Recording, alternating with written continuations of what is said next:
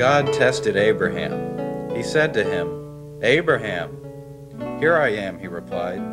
God said, "Take your son, your only son Isaac, and sacrifice him as a burnt offering to me." The next morning Abraham got up and took Isaac to the mountain.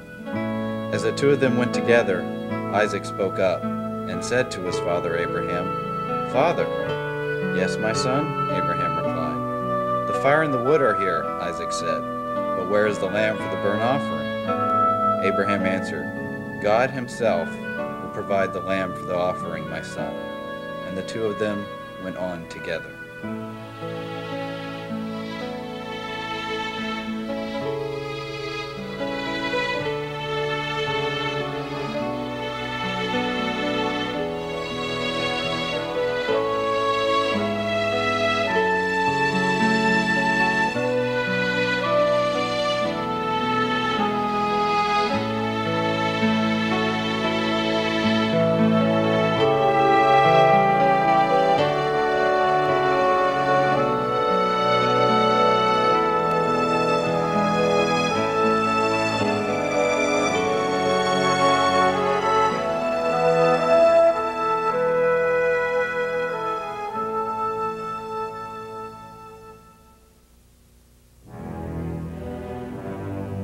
I have always gone with the understanding that every man will have his moment under the sun, a moment in life where one stands before the Lord and be judged on the good measure that you carried out all that the Lord has commanded.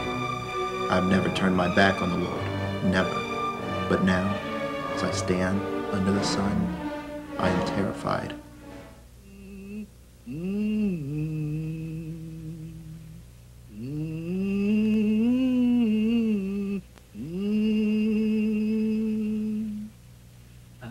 It was just a time ago, when John was young with tears and new in life. The jubilee I felt as I cradled a life in my hand, it could only compare to that of the everlasting glory of the Lord, which is why it pains me, knowing I have to kill my only son.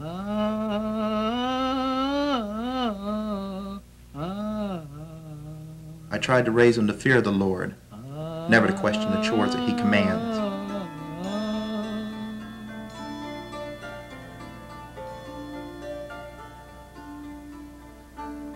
And all remained calm, reluctant to realize they would only be short-lived. As an infant, he could never question why there were just two. Soon he matured and began to ask why the Lord could do such horrors, for which I could not provide answers. As if quiet words could suffice years of rage.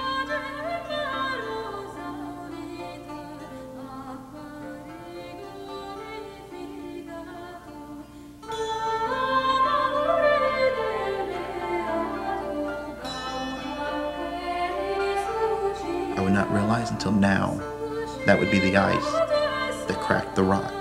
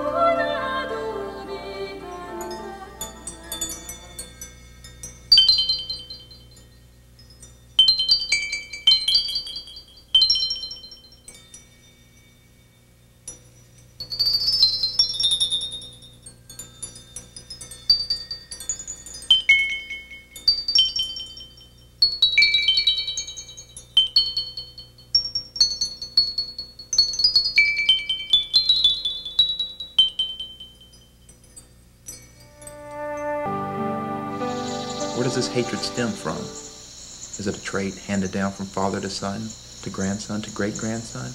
Or is it acquired, same as whooping cough or blindness? I do not know the answer.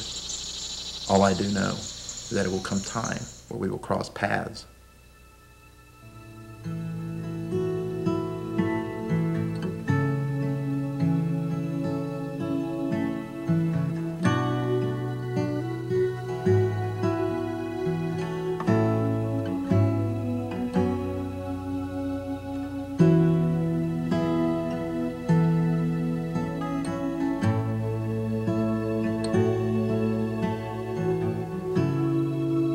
John was younger. He almost died. He was playing, and that coral snake struck him on his arm.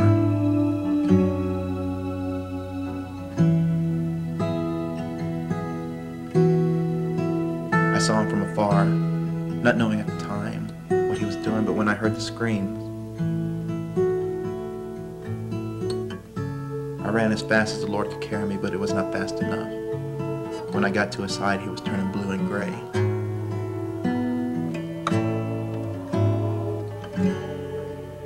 His cold, limp body draped over my arms as I lifted him.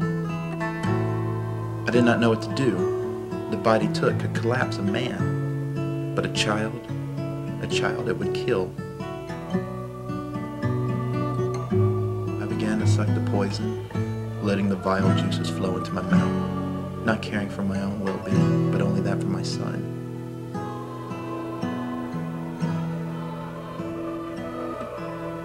Eventually, his wounds healed, and I thanked the Lord. But now, I wish that snake had succeeded in his chore.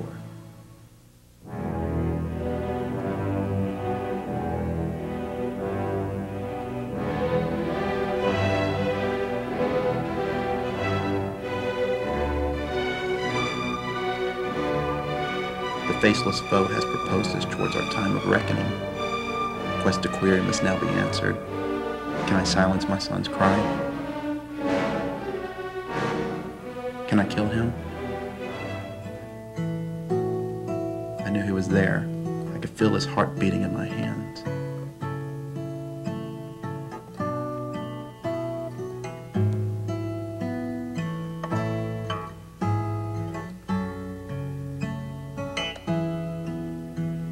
I had to kill my son. It was for my Lord. Yet, when I saw him, I wept. I did not see a man. I saw a child.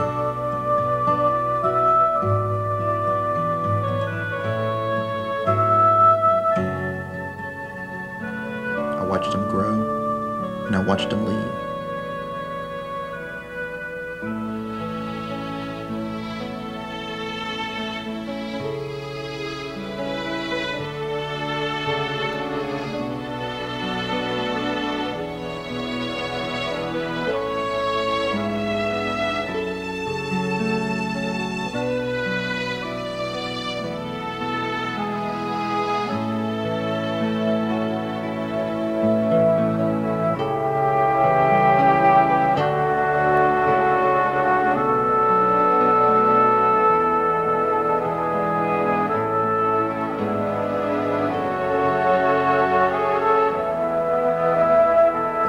Fire against my son.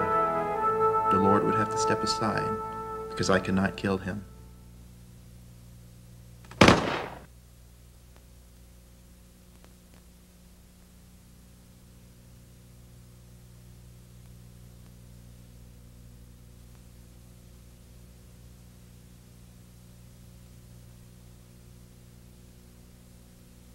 When they reached the place God had told him about, he bound his son Isaac and laid him on the altar. Then he reached out his hand and took the knife to slay his son, when an angel from heaven called out, "Abraham! Abraham!" "Here I am," he replied. "Do not lay a hand on that boy," he said. "Do not do anything to him. Now I know that you fear God, because you have not withheld from me your son, your only son."